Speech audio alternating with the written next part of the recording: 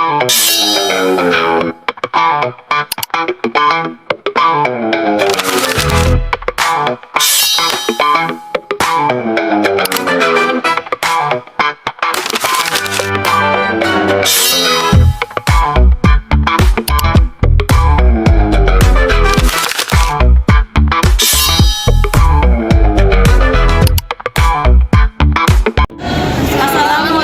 warahmatullahi wabarakatuh. Kami dari kelompok 3 dengan saya Aulia Novarianti dengan NPM F1C024030. Saya Dina Juliana Jebua dengan NPM F1C024011. Saya Dina Arya Sesoji dengan NPM F1C024013. Saya Eko Nugroho dengan NPM F1C024011. Di sini kami akan menjelaskan tentang bahaya radioaktif yang disebabkan oleh limbah nuklir.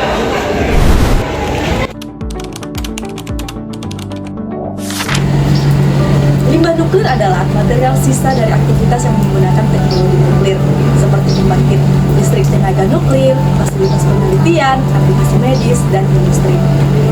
Limbah ini bersifat radioaktif dan berbahaya, serta memerlukan penanganan dan penyimpanan khusus karena dapat membahayakan kesehatan dan lingkungan.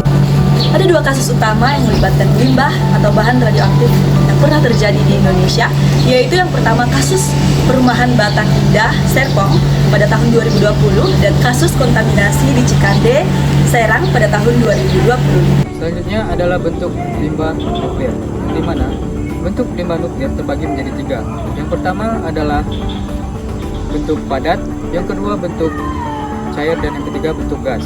Yang dimana pada bentuk padat biasanya terdapat pada alat-alat yang terdapat pada laboratorium yang terpapar radioaktif. Yang kedua bentuk cair, yang dimana pada bentuk cair biasanya berupa larutan kimia dan cairan medis. Yang terakhir bentuk gas, yang dimana pada bentuk gas ini biasanya berupa xenon, krypton, dan tritium. Ketiga bentuk ini membutuhkan penanganan khusus. Adapun kegunaan dari limbah nuklir yaitu sebagai sumber panas untuk reaktor energi baru, sebagai bahan untuk membuat radioisotop, dan sebagai terapi medis.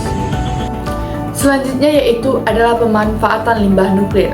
Limbah nuklir juga dapat dimanfaatkan kembali melalui berbagai teknologi modern. Bahan bakar nuklir bekas dapat diolah ulang untuk digunakan kembali dalam reaktor.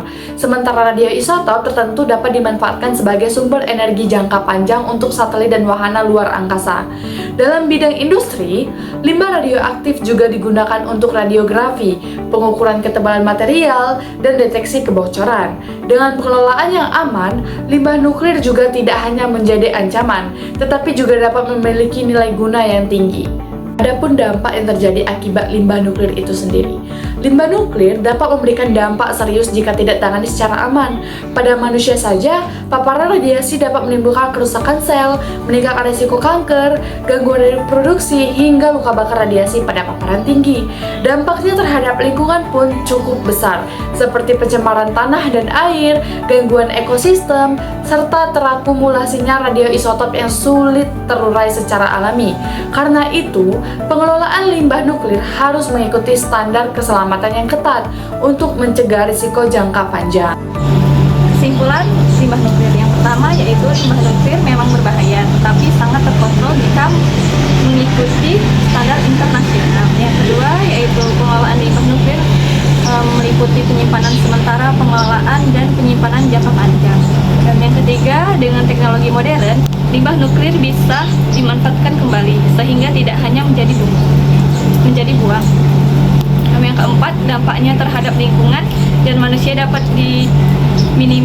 diminimalkan, bahkan lebih kecil dibandingkan limbah industri kimia. Yang kelima yaitu limbah nuklir bukan sekedar masalah, tetapi juga mengandung potensi manfaat jika dikelola secara aman, tetap, dan bertanggung jawab. Sekian penjelasan dari kami ucapkan terima kasih. Wassalamualaikum warahmatullahi wabarakatuh.